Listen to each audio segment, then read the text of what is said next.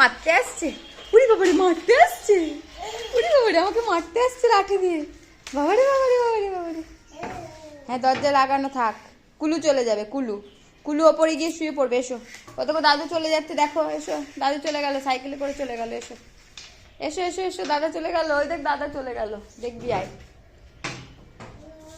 দরজা খুলতে হবে, দরজা লাগানো হয়ে গেছে। থাকুক না, থাকুক। হ্যাঁ থাকুক। এসো এসো, দাদা যাচ্ছে দেখবা না। এসো, আমাকে মারতে আসছো কই গো?